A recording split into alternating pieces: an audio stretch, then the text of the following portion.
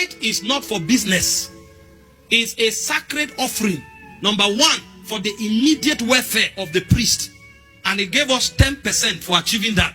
Number two, for the welfare of the widows, the orphans, and the strangers. So it is the responsibility of church to take care of widows that are widows indeed, to take care of orphans, and to take care of strangers. So a church that is not taking responsibility for widows, orphans, and strangers don't have the right to receive tithe. This is why God has not abolished it, because the Bible says the poor you always have.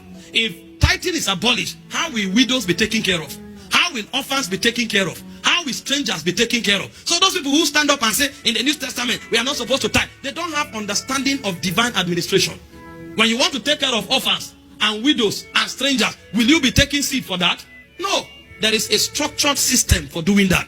So why tithing is not a law that if you don't obey you will be cursed or the devil will attack you, it is still a principle that we practice. Because in addition to the fact that it means consecration, worship, honor, there is an administration to it. The welfare of the priest is tied to it. The welfare of widows, orphans, and strangers is tied to it. And that's not all. There is yet another administration to the tithing.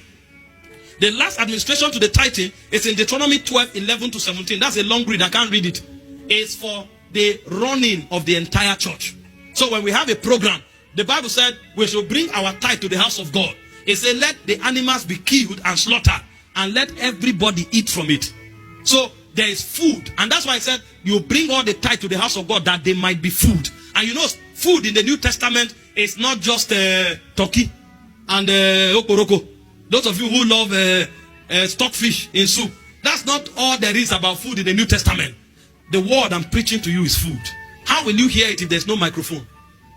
So most of the things that are bought, this is part of the resources used for it. How will you go for missions to provide the word of God to the nations? It's by tithing. And then when we have programs, where will the money come from? It's from tithing. So God allowed it because there's an administrative aspect to it. And it will shock you that in most cases, the money is not even enough. That's why people who sit down and say they run church with tithe and offering, start one. If God doesn't show you mercy, you will be stranded.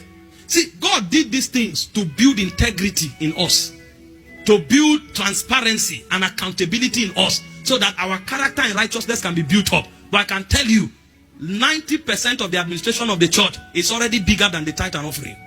That is why God moves people from time to time to give. And that's why I said, if you are a minister of God, don't put yourself under pressure. Follow God. The ones that the administration cannot handle, God will move men. He said your sons and daughters will come from afar. Strangers will stand to build your walls. Most times, the money we use to run what we run here, it comes from people who have never come here to worship. There are many people who call you from different parts of the world and say, God is leading me to sow a seed. Even they don't know why. It's because the tithe is not enough. But you must do it because it shows your sincerity and integrity before God. But it's good to understand it. And I assure you, many churches are doing it. My preaching it is not an attempt to show that they are not doing it. Many are doing it according to the ordinances of God. So this is why we still engage tithing in the New Testament. It has its place.